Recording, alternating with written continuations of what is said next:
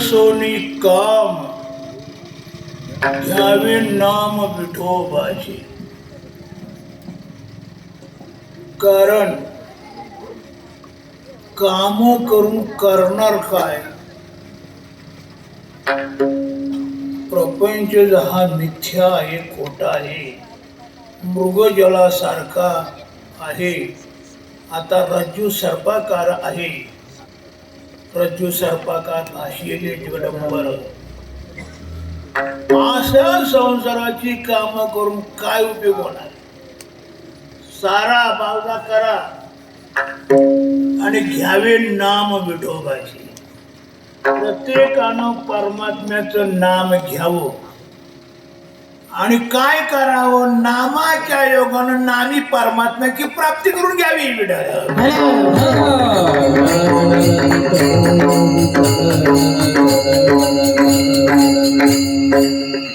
तुका म्हणे त्याची कीर्तनाची गोडी, प्रेमे गाडी गोडी नामासाठी.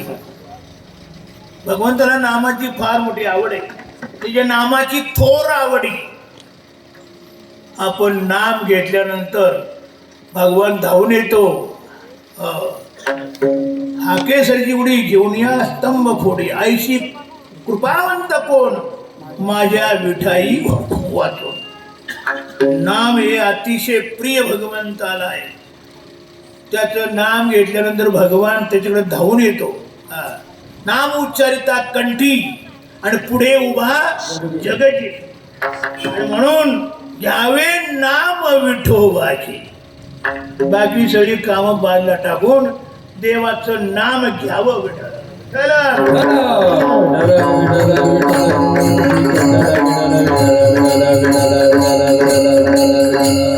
हे ऐकणार नाहीत आणि संसाराची कामच करत राहाल तर ते सगळे तुमचे श्रम व्यर्थ जातील. अभंगाच्या शेवटच्या तुकामने देवावीना, तुकामने देवावीना,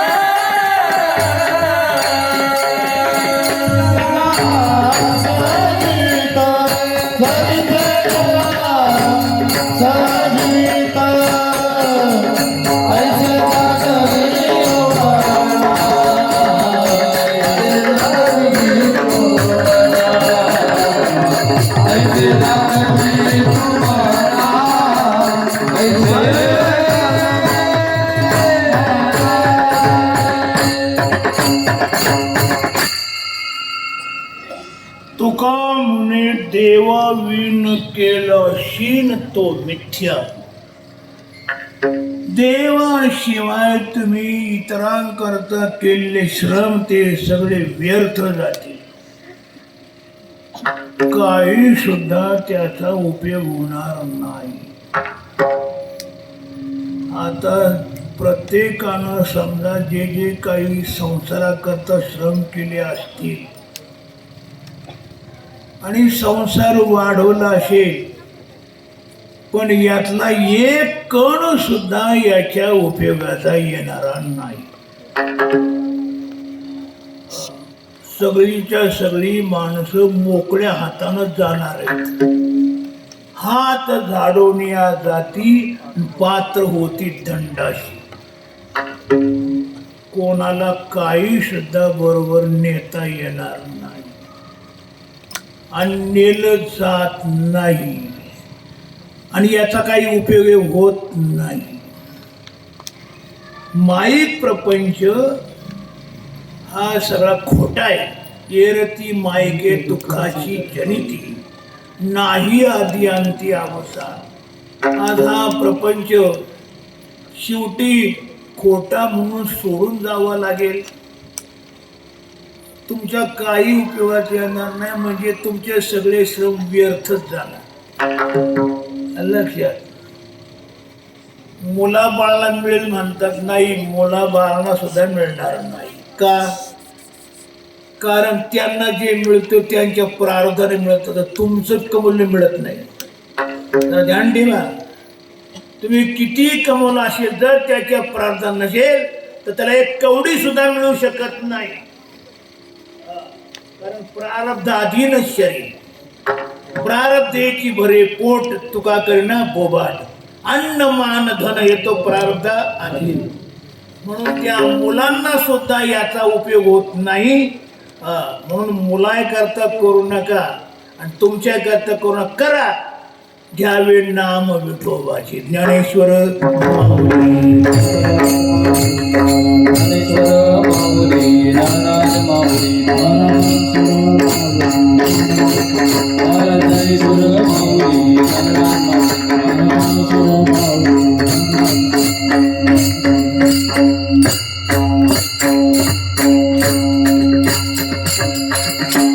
कीर्तन संपलेलं आहे.